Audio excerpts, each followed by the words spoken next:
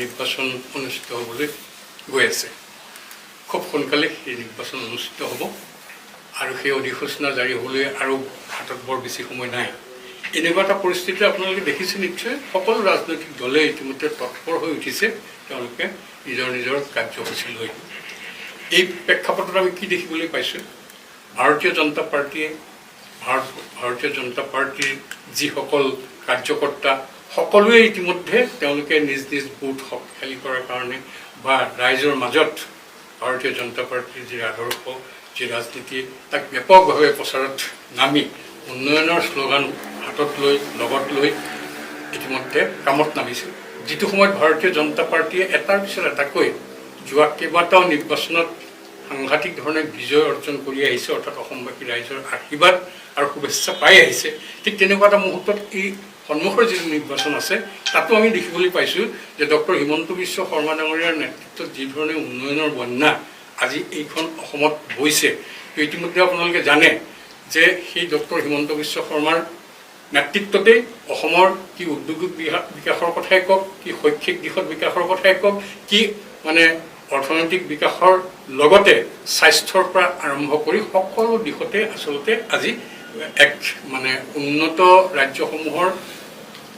অন্যতম এখন ৰাজ্য হ'বলৈ অসম আজি আগবাঢ়ি গৈ আছে। ঠিক তেনেধৰণৰ এটা পৰিৱেশ পৰিস্থিতিৰ মাজত অনুষ্ঠিত হ'ব লগা এই নিৰ্বাচনত আমি দেখিবলৈ পাইছোঁ যে বিৰোধী পক্ষ সম্পূৰ্ণৰূপে হতাশগ্ৰস্ত হৈছে আৰু সেই হতাশগ্ৰস্ত হৈ গৌৰৱ গগৈকে ধৰি অখিল গগৈৰ পৰা আৰম্ভ কৰি সকলোৱে আজি ডক্টৰ হিমন্ত বিশ্ব শৰ্মাক ব্যক্তিগত হিচাপে তেওঁলোকৰ আক্ৰমণৰ লক্ষ্য কৰি লৈছে। ভাৰতীয় জনতা পাৰ্টীৰ উন্নয়নৰ সন্মুখত যিহেতুকে তেওঁলোক আজি টিকিব পৰা নাই, সেইকাৰণে তেওঁলোক ইতিমধ্যে হতাশগ্ৰস্ত হৈ তেওঁলোকে আবোল তাবোল বকা আৰম্ভ কৰিছে। ইতিমধ্যে তেওঁলোকে এটা নেৰেটিভ তৈয়াৰ কৰিবলৈ চেষ্টা কৰিছে, অপচেষ্টা যিটো আমি বিহাৰৰ ক্ষেত্ৰত দেখিলোঁ, যিটো আমি আপোনাৰ মহাৰাষ্ট্ৰৰ ক্ষেত্ৰত আমি দেখিলোঁ। এটাৰ পিছত এটাকৈ নিৰ্বাচনত তেওঁলোক পৰাস্ত হ'ল। বিহাৰ নিৰ্বাচনত যি ধৰণে তেওঁলোকে মুখ থেকে চাকালে বা যি ধৰণৰ শোচনীয় পৰাজয় হ'ল, একেই ধৰণৰ মহাৰাষ্ট্ৰৰ আমি মিউনিচিপালিটি নিৰ্বাচনৰ ক্ষেত্ৰত দেখিলোঁ তেওঁলোক অভাৱনীয়ভাৱে তাতে পৰাজয় বৰণ কৰিছে। আৰু এই পৰাজয় বৰণটো যে তেওঁলোকে জানি কৰিছে এইটো তেওঁলোকে পূৰ্বতেই অনুমান কৰিছে। তেওঁলোকে মহাৰাষ্ট্ৰত অনুমান কৰিছিল যে তাত তেওঁলোক বিজয় হ'ব নোৱাৰে, ঠিক একেটা সময়তে তেওঁলোকে বিহাৰত তেওঁলোকে অনুভৱ কৰিছিল যে ইয়াত তেওঁলোক বিজয় হ'ব নোৱাৰে, অৰ্থাৎ ৰাইজৰ জনাদেশ ভাৰতীয় জনতা পাৰ্টী বা এন ডি এৰ পক্ষতেই থাকিব, ইয়াত জনাদেশ কংগ্ৰেছৰ পক্ষত নাথাকে। সেই কথাটো তেওঁলোকে পূৰ্বতে অনুমান কৰিয়েই তেওঁলোকে এনেধৰণৰ এটা নেৰেটিভ সৃষ্টি কৰাৰ কাৰণে এনেধৰণৰ এটা আন্দোলন তৈয়াৰ কৰিবলৈ চেষ্টা কৰিছিল, যিটো তেওঁলোকে ভোট চুৰি বুলি ক'ব বিচাৰিছিল, যে ভোট চুৰি কৰিহে তাতে ভাৰতীয় জনতা পাৰ্টীয়ে জিকিবলৈ গৈ আছে বুলি আৰম্ভণিতে তেওঁলোকে এটা প্ৰচাৰ চলাইছিল। কিন্তু পৰৱৰ্তী সময়ত আমি কি দেখিলোঁ যে তাতে ভাৰতীয় জনতা পাৰ্টী বিজয় হ'ল। আৰু সেই সময়তে আমি কৈছিলোঁৱেই, নিৰ্বাচনৰ সময়ত আমি কৈছিলোঁ যে ইয়াতে কংগ্ৰেছ কোনো কাৰণতে জিকিব নোৱাৰে, আৰু যিহেতুকে তেওঁলোক হৰাটো নিশ্চিত, সেইটো কাৰণত তেওঁলোকে এটা লেচু বিচাৰিছে, এটা চেলু বিচাৰিছে, এটা বাহানা তেওঁলোকে তৈয়াৰ কৰিব বিচাৰিছে যে আমি আচলতে ভোট চুৰি হোৱাৰ কাৰণেহে ইয়াতে হাৰিলোঁ। তেওঁলোকে য'তেই যি ৰাজ্যত যেতিয়া নিৰ্বাচন হাৰে তেতিয়াই কেতিয়াবা EVM-ক দোষ দিব, বেলট পেপাৰ থাকিলে বেলট পেপাৰ ৰেগিং হৈছে বুলি ক'ব। ঠিক একেটা সময়তে তেওঁলোকে সেই ধৰণে হয় বেলট পেপাৰ নহয় EVM-ক দোষ দি তেওঁলোকে আচলতে নিৰ্বাচনৰ হাৰাৰ এটা যুক্তিযুক্ততা দিবলৈ চেষ্টা কৰে, অৰ্থাৎ এটা লেচু তেওঁলোকে বিচাৰে। কিন্তু প্ৰকৃতাৰ্থত জনগণে তেওঁলোকৰ পক্ষত নাই। এই কাৰণে আমি অসমৰ ক্ষেত্ৰতে আমি জানো যে 15 বছৰে তেওঁলোকৰ যি ভ্ৰষ্টাচাৰ, যি দুৰ্নীতি অসমবাসী ৰাইজে জানে, অসমখনক কোন দিশত ক'লৈ তেওঁলোকে লৈ গুচি গৈছিল, আৰু সেইটো কাৰণে অসমবাসী ৰাইজে এটা আমূল পৰিৱৰ্তন এটা সংগঠিত কৰিছিল ভাৰতীয় জনতা পাৰ্টীৰ নেতৃত্বত। সেই 15 বছৰ ৰাজত্বৰ পিছত তেওঁলোকৰ যিটো পৰিৱৰ্তন আহিল, আৰু তাৰ পৰৱৰ্তী সময়ত অসমৰ যদি উন্নয়ন আপোনালোকে চাই, প্ৰায় 70 বছৰ ভাৰতৰ স্বাধীনতাৰ 70 বছৰৰ মেক্সিমাম টাইম কমেও প্ৰায় 60 বছৰ কাল ৰাজত্ব কৰিছিল কংগ্ৰেছ দলে। আৰু সেই ৰাজত্বৰ কালত উন্নয়ন যদি অসমৰ ছবিখন চাই, কি পয়া লগা এটা অৱস্থা আছিল, এটাৰ পিছত এটাকৈ ইণ্ডাষ্ট্ৰি তাতে বন্ধ হ'বলৈ গৈ আছিল। সেয়া অশোক পেপাৰ মিলৰ কথাই কওক, সেয়া চাইকেল ফেক্টৰীৰ কথাই কওক, সেয়া আপুনি এটাৰ পিছত এটাকৈ ইণ্ডাষ্ট্ৰিবিলাকক আমি বন্ধ হোৱাহে দেখিছিলোঁ। কিন্তু ডক্টৰ হিমন্ত বিশ্ব শৰ্মাৰ নেতৃত্বাধীন অসমখনত আজি আমি দেখিছোঁ এটাৰ পিছত এটাকৈ উন্নয়নৰ বন্যা বৈ আছে। আজি ছেমি কণ্ডাক্টৰৰ কথা আপোনালোকে জানে, জাগিৰোডত য'ত 27,000 কোটি টকা খৰচা কৰি যিটো ইণ্ডাষ্ট্ৰি তালৈ অনা হৈছে, যিটোত প্ৰিয়ম খৰ্গে কৈছিল যে তাতে কিয় ছেমি কণ্ডাক্টৰ যাব লাগে, অৰ্থাৎ আপোনালোকে সেই কাহিনী সকলোৱে জানে। অৰ্থাৎ কংগ্ৰেছৰ বিৰোধিতা আছিল অসমৰ উন্নয়নৰ কাৰণে, সেই কথা স্পষ্ট হৈছিল যেতিয়া প্ৰিয়ংক খৰ্গে সেই ধৰণে কৈছিল যে অসমত কি টেলেণ্ট আছে, কিন্তু ইয়াতে আমি গৌৰৱ গগৈক তাক প্ৰতিবাদ কৰা আমি দেখিবলৈ নাপালোঁ। ঠিক একেই ধৰণে আজিৰ তাৰিখত অসমত তেওঁলোকে এখন ম্যালেণ্ড তৈয়াৰ কৰাৰ কাৰণে ইতিমধ্যে কংগ্ৰেছৰ ঔৰসত জন্মগ্ৰহণ কৰা এই যে আমছুৰ প্ৰেচিডেণ্ট সিদিনা তেওঁ যি ধৰণে ম্যালেণ্ড তৈয়াৰ কৰাৰ কাৰণে তেওঁলোকে ক'লে শিৱসাগৰত তেওঁলোকে ধুবুৰী বনাব, তিনিচুকীয়াত তেওঁলোকে ধুবুৰী বনাব, তেওঁলোকৰ সন্মুখতে সেই বক্তব্য উত্থাপিত কৰিছিল, কিন্তু তাতে গৌৰৱ গগৈ কেতিয়াও আপত্তি কৰা নাছিল। আজি সেই ম্যালেণ্ডৰ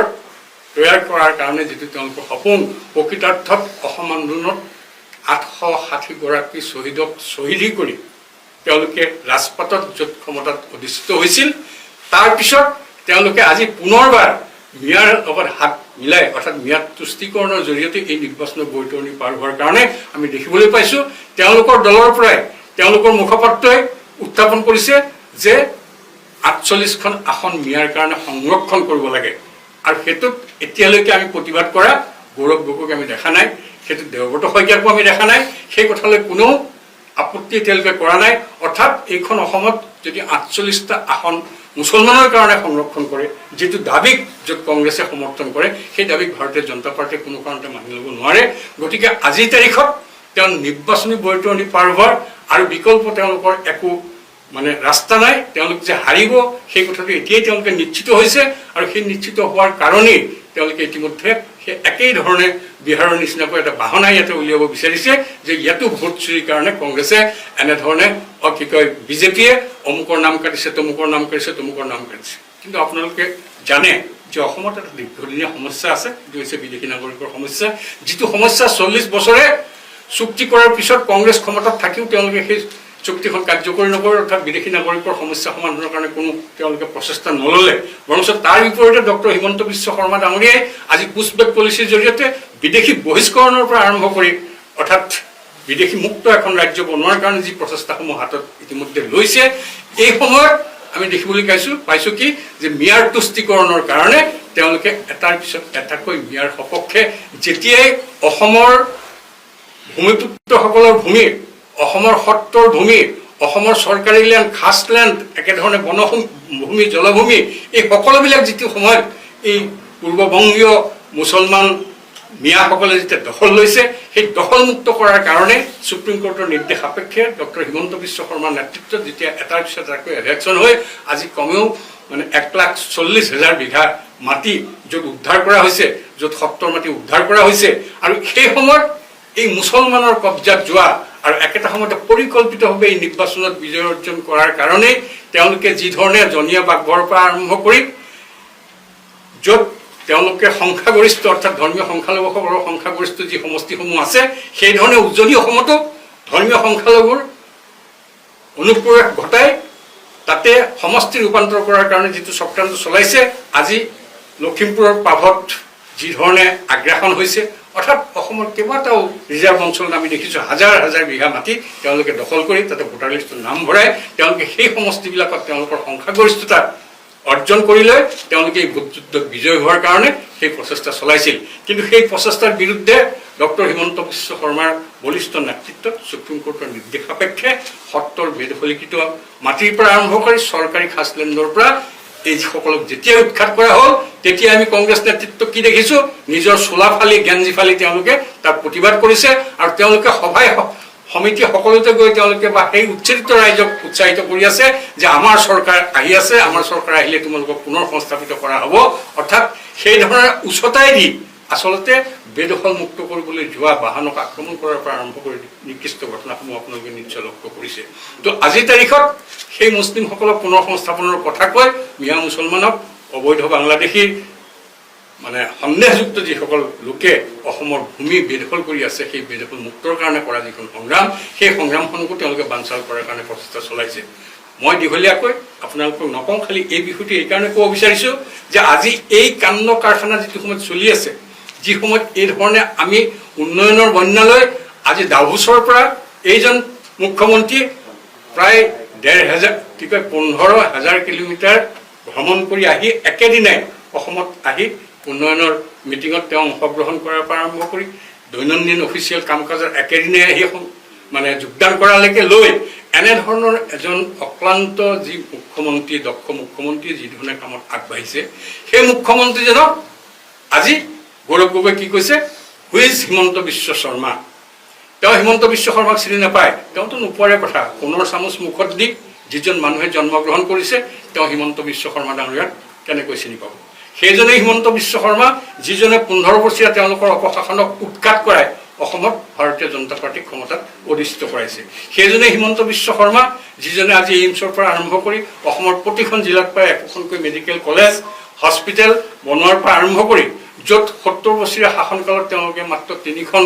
দলং বনাইছিল ব্ৰহ্মপুত্ৰৰ ওপৰত এতিয়া প্ৰায় 7খনতকৈ অধিক দলঙৰ পৰা আৰম্ভ কৰি আজি ছেমিকণ্ডাক্টৰৰ পৰা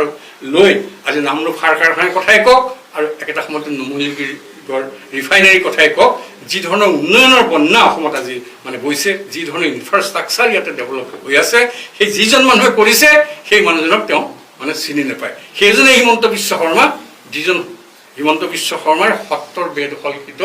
ভূমি উদ্ধাৰৰ পৰা আৰম্ভ কৰি অসমৰ উন্নয়নৰ বন্যা বৈ আছে য'ত হাজাৰ হাজাৰ লক্ষ লক্ষ মানুহে আজি আশীৰ্বাদেৰে তেখেতক উপচাই দিছে সেইজনে হিমন্ত বিশ্ব শৰ্মা গতিকে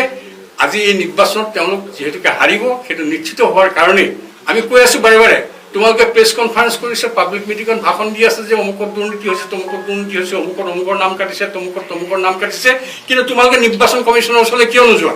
সেই কথাটো বিহাৰৰ সময়তো আমি দেখিছিলোঁ আৰু অসমতো দেখিছোঁ তেওঁলোকে নিৰ্বাচন কমিশ্যনৰ ওচৰত কিন্তু সেইবিলাক অভিযোগ নিদিয়ে তেওঁলোকে ক'ত দিয়ে সাংবাদিক মেল পাতি কয় তেওঁলোকে পাব্লিক মিটিঙত সেই ভাষণ তেওঁলোকে দিয়ে যে এনেধৰণে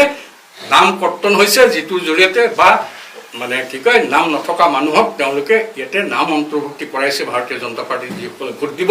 এনেধৰণৰ চলাহী কথাৰে ৰাইজক তেওঁলোকে বিপথে পৰিচালিত কৰিবলৈ চেষ্টা কৰিছে কিন্তু অসমবাসী ৰাইজে জানে আৰু অসমত যিটো আগ্ৰাসন চলি আছে মিয়াৰ সেই আগ্ৰাসনৰ বিৰুদ্ধে মিয়া সভ্যতাৰ বিৰুদ্ধে অসমীয়া সনাতনী ভাৰতীয় সভ্যতাৰ যিখন যুঁজ এই নিৰ্বাচনত সেই যুঁজখনত নিশ্চিতভাৱে ভাৰতীয় সনাতনী ধৰ্মৰ বিজয় নিশ্চিতভাৱে হ'ব এই অসমত অহা নিৰ্বাচনত অসমবাসী ৰাইজৰ ওচৰত আমাৰ বিনম্ৰ আহ্বান যে উন্নয়নৰ যি বন্যা ইতিমধ্যে অসমত বৈছে সেয়া যাতে কণ্টিনিউ হৈ থাকে সেইটো কাৰণে নিশ্চয় ভাৰতীয় জনতা পাৰ্টিকে সকলোৱে আশীৰ্বাদেৰে উপচাই দিব সেই আশা আমি ৰাখি মোৰ বক্তব্য সামৰণি মাৰিছোঁ যিকোনো খবৰৰ বাবে যোগাযোগ কৰক আমাৰ এই নম্বৰত 9181 307 221